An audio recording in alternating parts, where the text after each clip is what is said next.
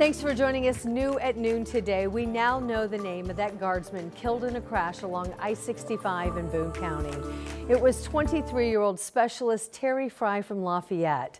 Fry served in the Indiana National Guard since 2020 as an infantryman with Company D in Frankfort.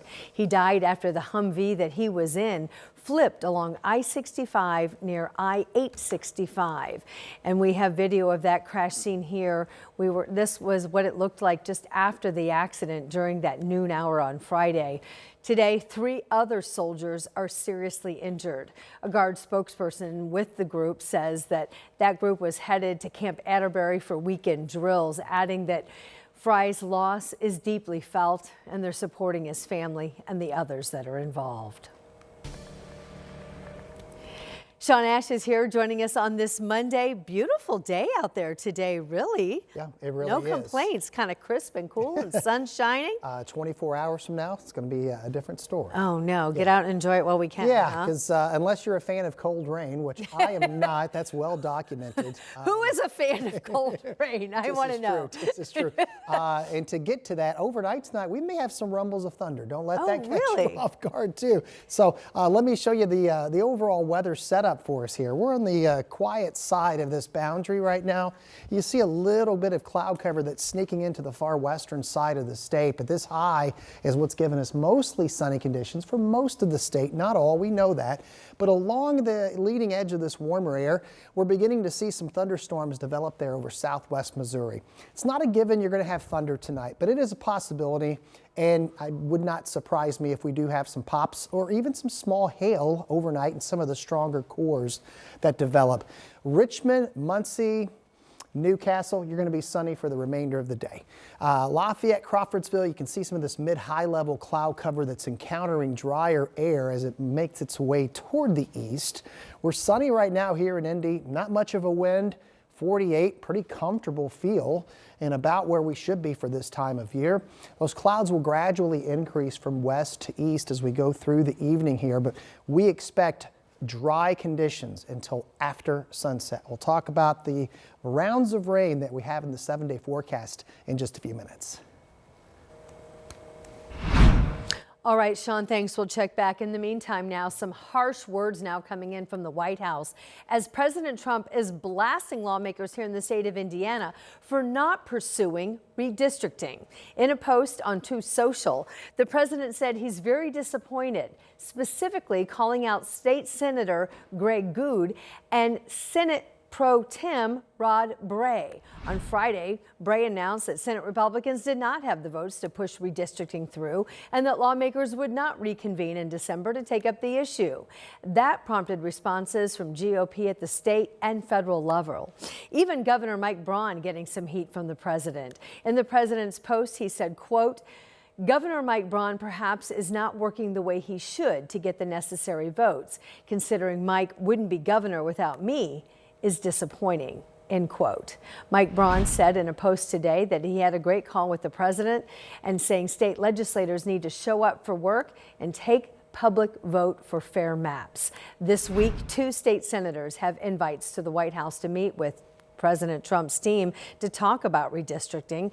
Among them, State Senator Jean Leising, who we spoke to on Friday. She told us she would not support redrawing the congressional maps. And one of the main reasons, she says her constituents overwhelmingly don't want it. I'm doing what I've been sent to the Senate to do, and that is to represent the people in my 7 counties. And clearly, you know, when you have those kind of percentages, 94% to 6%, I mean, what does that mean other than you best be doing what your constituents think you should do? Senator Leising has already said she's not going to change her mind, and she declined that White House invite. GOP Senator Aaron Freeman also got an invite to go to the White House, and he does plan to go. All of this comes after several pushes from the Trump administration to support redistricting. Vice President J.D. Vance has already visited with state lawmakers twice, and President Trump made a direct call to Senate Republicans back in October during a closed-door caucus. And now, just hours after Trump criticized State Senator Greg Goode, who represents Indiana's 38th district, Good was the target of a swatting incident. It was just before 8 o'clock Sunday night that he shared a post on social media. That post said that Vigo County Sheriff's deputies were called to his home for a, quote, domestic violence emergency that wasn't real. Police confirmed it was a fake email prank. That's called swatting. Meantime, Indiana House Senate leaders will be back at the State House today. They're going to be there talking with the Indiana Chamber about priorities and challenges that are ahead. We're also going to get a look at this year's Prosperity Report Card. We are there gathering information. We'll bring you that coverage as our news continues here on 13 News Today. Also today, Central Indiana continues to honor the life of Corporal Blake Reynolds. The Delaware County Sheriff's deputy was killed last week while he was along Interstate 69 trying to assist a stranded driver. As family prepares for private and public memorials, we are now also learning about a resource put together to help his family through this grieving process. Indiana Concerns of Police Survivors, or COPS, is a nonprofit we've reported on over the years that comes together to provide valuable and needed resources to assist families over the long term. They help families by matching survivors with similar backgrounds. COPS members can attend retreats, survivor events, and National Police Week together. We spoke with the president of the Indiana chapter, who used to lead that group, about the impact that their efforts have on families impacted. For me, the pain never goes away. You just learn to deal with it. And the COPS organization has done a fantastic job of helping individuals through that process. That's Dan Calvin. He hasn't spoken directly with the Reynolds families yet, but he does hope to be in touch with them next week. He hopes to let them know that there is someone there. There is a group that understands the pain that they're feeling, and they're ready to offer support. And now we have an update for you, and it comes out of Whitestown on the investigation into the death of a cleaning crew worker there. The Boone County Prosecutor's Office says they do plan to share an update on their plans moving forward at 2 o'clock this afternoon.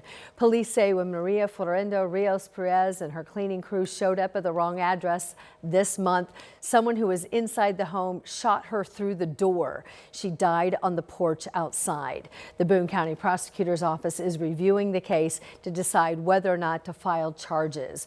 We will be in Boone County with the prosecutor's decision and bring you the latest on all WTHR platforms. And now to a call to action for safer streets all across Indianapolis. Citizens and city councilors all gathered yesterday to honor the pedestrians and the bikers injured or killed in crashes. Ella Rhodes has their unified message. A walk to remember. Across one of Indianapolis' most dangerous intersections, Shelby and Raymond. It needs to change. No one needs to go what our family's going through. Last month, a car hit Tracy Gillard's husband right here. Sadly, he's not expected to survive and is about to be taken off life support after donating his organs. This is a 30-mile-an-hour street, and I watched them do 40. The Gillards are not the only family. Sunday afternoon on World Remembrance Day, Central Indiana Cycling honored Gillard's life and the many others hurt and killed from traffic accidents on this road. It feels good. It does. Knowing that we've got that much support just to make Indianapolis safer. The community stopped at every roadside memorial on Raymond Street, hammering in a new sign to remember those lost and sharing a moment of silence, including where Dylan Lee Rogers died in February. Everybody that I know has, lost or had somebody critically injured in a motor crash. So this is something that's universal, and I think it hits home for almost everybody in the city. Tony Chirolis with Central Indiana Cycling organized the memorial walk. I see progress being made. I don't know that it's being taken seriously at the state level. The Indianapolis Department of Public Works told 13 News they submitted work orders to improve pedestrian safety at Raymond and Shelby. For Gillard, a work order doesn't cut it or bring back her husband, hoping to see a step in the right and safer direction. In Indianapolis, Ella Rhodes, 13 News.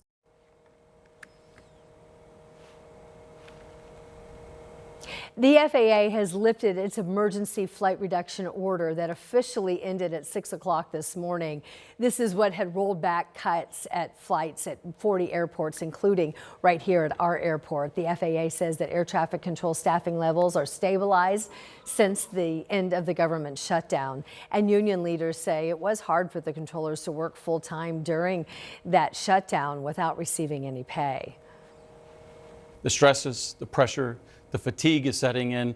Air traffic controllers are texting, I don't even have enough money to put gas in my car to come to work. It does appear that air traffic controllers are working. The call outs are minimal and they're all getting bonuses now if they came to work. So I think the morale there is up, as well as the TSA. These are reductions that started on November 7th, and it cuts 4% of air traffic across the country.